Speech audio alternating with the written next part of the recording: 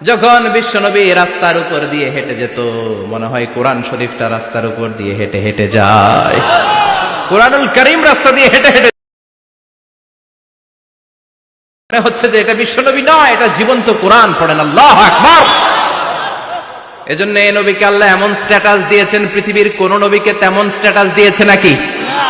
এ নবীকে আল্লাহ এমন মর্যাদা দিয়েছে, গোটা বিশ্বের কাউকে এমন মর্যাদা দিয়েছে নাকি?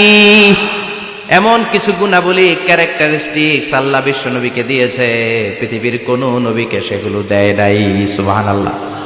খুশি না বেজার? খুশি তো সবাই? কি দিয়েছেন, কি স্পেশাল এক্সট্রা স্ট্যাটাস আল্লাহ তাআলা বিশ্ব নবীকে দিয়েছেন আমরা শুনি। এক নাম্বার স্ট্যাটাস হলো সাহিবু শাক্কি সাদর। বিশ্ব নবীর সিনা চাক হয়েছে, পৃথিবীর কোন নবীর সেটা হয় নাই। সুবহানাল্লাহ। দুইবার হয়েছে এটা বিশ্ব নবীর জীবনে। হালিমাতু সাদিয়ার বাড়িতে যখন দুধ পান করতে গিয়েছিল তখন হয়েছিল, আবার মেরাজের রাতে হয়েছিল। উম্মে হানির ঘর থেকে চলে সাইয়েদনা জিবরাইল বিশ্ব নবীকে হাতিমে কাবায় শুইয়ে দিলেন। এরপর গলার নিচ থেকে শুরু করে নাভি পর্যন্ত বুকটা কেটে ফেললেন, বিশ্বনবীর হৃদয়টাকে বের করলেন, জামজামের পানি দিয়ে ধৌত করলেন, আবার পেটের ভেতরে হৃদয়টাকে ঢুকিয়ে দিলেন। দিস ইজ কল্ড শাক্কে সাদার। উর্দু ফার্সিতে বলে সিনা চাক, ইংরেজিতে বলে ওপেন হার্ট সার্জারি। সুবহানাল্লাহ পড়বেন না? আমাদের অনেকের ওপেন হার্ট সার্জারি হয় না, গলা থেকে নাভি পর্যন্ত কাটা, সেলাই করে দিলে আবার বাঁচে। এটা বিশ্বনবীর সিনা চাক থেকে আবিষ্কার হয়েছে। পড়েন আল্লাহু আকবার। যে সমস্ত সাহাবারা বিশ্বনবীকে খালি গায়ে দেখেছে, উদম গায়ে দেখেছে, তারা বর্ণনা করেছে দুইটা কাপড় মাঝখান দিয়ে সেলাই করলে যেমনি দাগ দেখা যায়, আমরা বিশ্বনবীর গলা থেকে নাভি পর্যন্ত এরকম সেলাইয়ের দাগ দেখতে পেয়েছি। শাক্কুস সাদর, special status of the last Messenger Muhammad সাল্লাল্লাহু। আর কোন নবীকে আল্লাহ এটা দেয় নাই। খুশি না বেজার? আবার উনি হলেন সাহিবুল মেরাজ। উনার মেরাজ হয়েছে, আর কোন নবীর হয়েছে নাকি? কথা বলেন। বিশ্বনবীর হৃদয়টা বড় ভাঙা, কলিজার টুকরা স্ত্রী খাদিজা নাই, যাকে সবচেয়ে ভালোবাসতেন, সবচেয়ে প্যার করতেন, যাকে মাহাব্বাত করতেন। এবং সাইয়েদাতুনা খাদিজার জন্য বিশ্বনবী মা আয়েশাকে ধমকও দিয়েছেন। সাইয়েদাতুনা খাদিজার কথা যখন বিশ্বনবী বলে বেড়ায় মা আয়েশার কাছে, খাদিজার কথা বললে মা আয়েশা বলতেন, ও নবী, কোন জাহিলি যুগে এক বুড়ি মহিলার সাথে আপনার বিয়ে হয়েছিল, মরে গিয়েছে, কবরে শুয়ে আছে। ওই মহিলার পরে কত সুন্দরী সুন্দরী নারীরা আমরা আপনার ঘরে আসলাম, তারপরে ওই বুড়ির কথা আমাদেরকে বলেন কেন? ওই বুড়ির কথা শোনান কেন? বিশ্বনবী রেগে গেলেন। সাইয়েদাতুনা খাদিজাকে বুড়ি বলার কারণে বিশ্বনবী মা আয়েশার চোয়ালটা এইভাবে চেপে ধরেছে। কোনদিন স্ত্রীর গায়ে হাত তোলেননি, শুধু এই একবার খাদিজাকে বুড়ি বলার কারণে মা আয়েশার থুতনি চেপে ধরেছিলেন। আল্লাহু আকবার। আবার বিশ্বনবী বলতেন, রুজিকতু হুব্বাহা, খাদিজার ভালোবাসা আল্লাহ আমার হৃদয়ে ঢুকিয়ে দিয়েছে। আবার বিশ্বনবী দোয়া করলে বলতেন, ও আল্লাহ, ওই কিয়ামতের ময়দানে যেদিন বন্ধু বন্ধুরে চিনবে না, বাবা ছেলেরে চিনবে না, মা তার মেয়েরে চিনবে না, পীর সাহেব মুরিদরে চিনবে না, মুরিদ পীর সাহেবরে চিনবে না, ওই কঠিন দিনে যেন আমি আমার কলিজার টুকরা খাদিজারে ভুলে না যাই। ওই কঠিন দিনে আমি যেন আমার খাদিজারে চিনতে পারি। সুবহানাল্লাহ। তার মানে ভালোবাসা বেশি না কম? সাইয়েদাতুনা খাদিজা ইন্তেকাল করলেন, জাবালে হাজুনের পাশে ওনার কবর। যারা হজ উমরা করতে গিয়েছেন দেখেছেন না, মক্কায় একটা কবর আছে, এটা মাকবারাতুল মাআলা। মাআলা, কিন্তু এটারে বাংলাদেশিরা বলে জান্নাতুল মুআল্লা। কি বলে? এটারে জান্নাতুল মুআল্লা বলবেন না, কারণ এই কবরস্থানে অনেক কাফির মুশরিকেরও কবর আছে, তো ওদের কবরস্থান কি জান্নাত হইতে পারে? এটাকে মাকবারা বলবেন। মাকবারা মাআলা বা মুআল্লা, আর মদিনায় হচ্ছে মাকবারাতুল বাকিয়া। মুআল্লা কবরস্থান মক্কায়, আর বাকি কবরস্থান মদিনায়। এর পাশে বিশাল এক পাহাড়, হেরেম শরীফ থেকে দেখা যায় জাবালে হাজুন, এর পাদদেশে বিশ্বনবী নিজ হাতে সাইয়েদাতুনা খাদিজাকে কবর দিয়েছেন। কবর দিয়ে সবাই চলে যায়, বিশ্বনবী যায় না। দাঁড়িয়ে দাঁড়িয়ে কাঁদতে লাগলেন। সাইয়েদনা আবু বকর বলে, নবী চলেন ঘরে ফিরে যাই। বিশ্বনবী বললেন, তুমি যাও, আমি যাব না। যেই মহিলাটাকে এইমাত্র কবর দিলাম সাধারণ মহিলা না, আমার বিপদের দিনের সঙ্গিনী খাদিজা। আজীবন আমাকে ছাতার মতো শেল্টার দিয়েছে, সমস্ত সম্পদ আমার পায়ের সামনে বিছিয়ে দিয়েছে রে আবু বকর। তোমার মনে চায় ঘরে ফিরে যাও, আমি দাঁড়িয়ে থাকবো। এখনই খাদিজার কবরের 3টা প্রশ্ন করা হবে। আমি খাদিজার পক্ষ থেকে 3টা প্রশ্নের জবাব দিয়ে তারপরে ঘরে ফিরে যাব রে আবু বকর। সাইয়েদনা জিবরাইল এসে বললেন, ইয়া রাসূলুল্লাহ, ইয়া হাবিবাল্লাহ, দাঁড়িয়ে থাকার দরকার নাই, আবু বকরের সাথে চলে যান। রব্বুল আলামিন বলেছেন, ওই কবরের 3টা প্রশ্নের জবাব দিতে যদি খাদিজার সমস্যা হয়, আরশের উপর থেকে 3টা কবরের প্রশ্নের জবাব আল্লাহ নিজেই দিয়ে দিবে। কি প্যার করতেন বিশ্বনবীকে।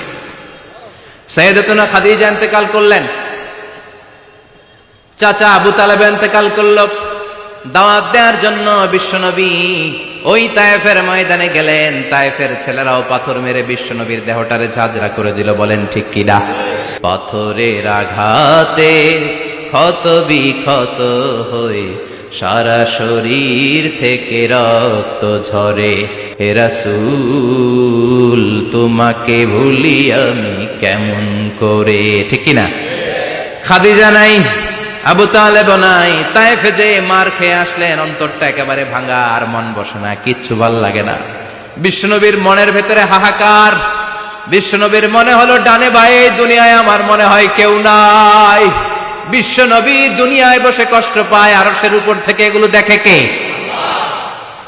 আল্লাহ প্ল্যান করছেন কেমন করে আমার বন্ধুর মনটারে ভালো করা যায়। বিশ্বনবীকে স্পেশাল সারপ্রাইজ দেওয়ার জন্য আল্লাহ প্ল্যান করলেন।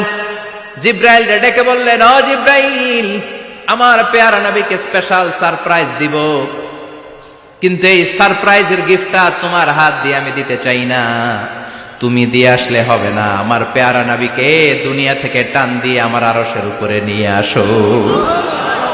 সাহিবুল মেরাজ, যেই নবীর মেরাজ হয়েছে আর কোন নবীর হয় নাই। এই মেরাজ করতে যে কত কাণ্ড, কত প্ল্যান প্রোগ্রাম। আল্লাহ টাইমের স্পিডকে আল্লাহ থামিয়ে দিলেন। মক্কা থেকে উঠিয়ে বিশ্বনবীকে এক মরুভূমিতে রাখা হলো রাতে। বললেন দোয়া করেন। দোয়া করে বিশ্বনবী বললেন, ভাই জিবরাইল, এটা কোন জায়গা, কোথায় দোয়া করব? সাইয়েদনা জিবরাইল বলেন, নবী, কিছুদিন পরে এই জায়গায় আপনি হিজরত করে আসবেন, এই জায়গার নাম ইয়াসরিব, মদিনা। দোয়া করলেন। আবার সেখান থেকে তুলে এক পাহাড়ে রাখা হলো। নবী দোয়া করেন। দোয়া করে নবী বললেন, এটা কোন পাহাড়? অন্ধকার, আমি তো কিছু চিনি না। সাইয়েদনা জিবরাইল বললেন, নবী, এটা সাধারণ পাহাড় নয়, এই পাহাড়ের কথা আল্লাহ কোরআনে বলেছেন, এই পাহাড়ের কসম আল্লাহ কোরআনে খেয়েছেন। এই পাহাড়টা হলো আপনার ভাই মুসার পাহাড়, তুর পাহাড়। তুর পাহাড়ে তিনি দোয়া করলেন। কত কিছু করে বিশ্বনবীকে আল্লাহর আরশে নিয়ে যাওয়া হলো। সাহিবুল মেরাজ। বিশ্বনবী ছাড়া আর কোন নবীর কি এরকম মেরাজ হয়েছে? সবাই বলেন হয়েছে।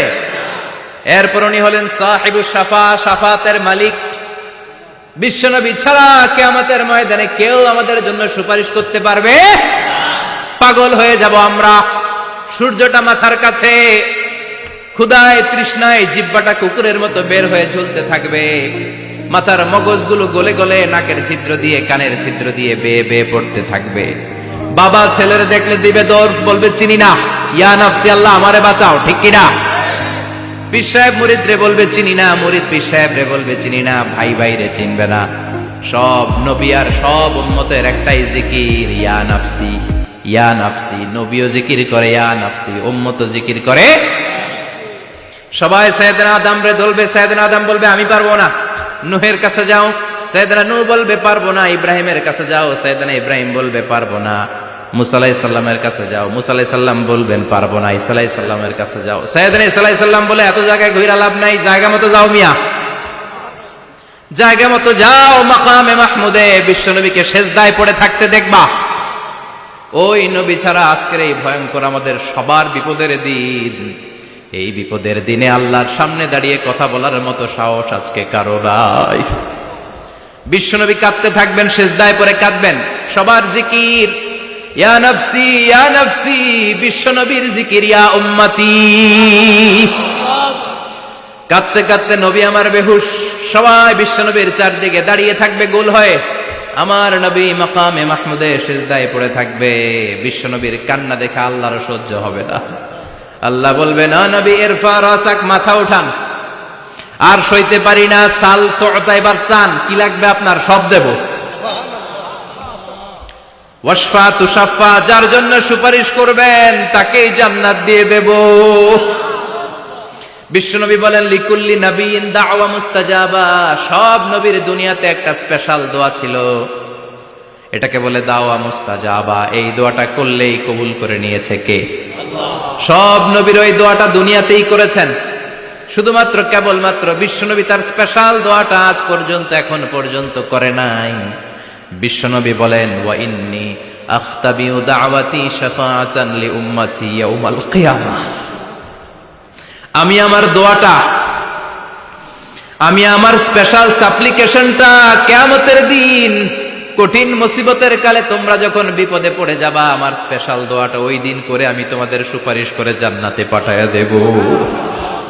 সাহিবুশ শাফাআ, বিশ্বনবী ছাড়া কথা বলার মতো ক্ষমতা, স্পর্ধা, সাহস সেদিন কারো থাকবে না। চিৎকার করে বলেন ঠিক কিনা?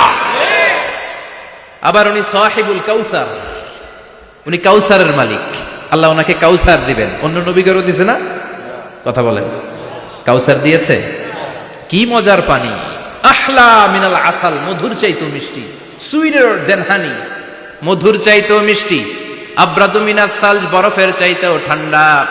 আবিয়াদু মিনাল লাবান, দুধের চাইতেও সাদা। এক ঢোক যে পান করবে আজীবনের জন্য তৃষ্ণা চলে যাবে।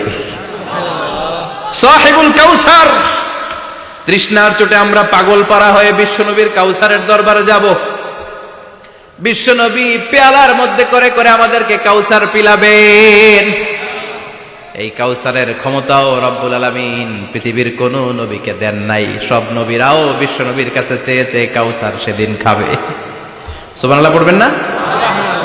সাহিবুল কাউসার, সাহিবুল মিরাজ, সাহিবুশ শাফাআ, সাহিবুল মাকাম আল মাহমুদ। আজানের পরে দোয়াতে বলি না, আতি মুহাম্মাদিনিল ওয়াসিলাতা ওয়াল ফাদিলা ওয়া বা'আসহু মাকামান মাহমুদা। ও আল্লাহ, আমার নবীর আপনি মাকামে মাহমুদ দেন। মুফাসসিরিন ইকরাম, মুহাদ্দিসিন ইকরাম এই মাকামে মাহমুদ কি, এটার ব্যাখ্যা করতে যে হয়রান হয়েছেন।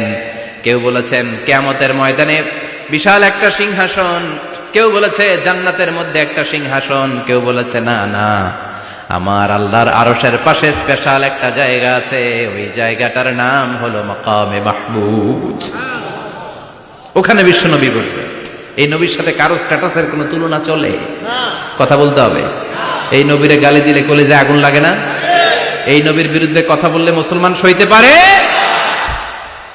এমন স্ট্যাটাস আল্লাহ বানালেন, এত মর্যাদা আল্লাহ দিলেন, এত সম্মান দিলেন, গোটা বিশ্বের কোন নবীরে দেয় নাই। আবার বিশ্বনবী বলতেন, নুসিরতু বির-রু'বি মাসিরাতা শাহর, আমাকে আল্লাহ ভয় দিয়ে সাহায্য করেছেন। আমি যেই জায়গায় দাঁড়িয়ে থাকি, আমার ডানে বায়ে সামনে পেছনে 1 মাসের জায়গা পর্যন্ত কোনো কাফির আমার সামনে আসতে পারে না ভয়ে।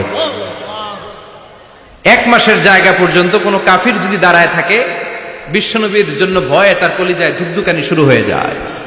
ধরেন আমি ওনারে ভয় পাই, কাছে আসলেই না ভয়, দূরে গেলে তো আমি পালোয়ান, ঠিক কিনা? উনি আছে কোম্পানিগঞ্জ বাজারের ওইদিকে, আমি এদিকে, আমি পালোয়ান, স্বাস্থ্যের সমস্যা নাই, ঠিক কিনা?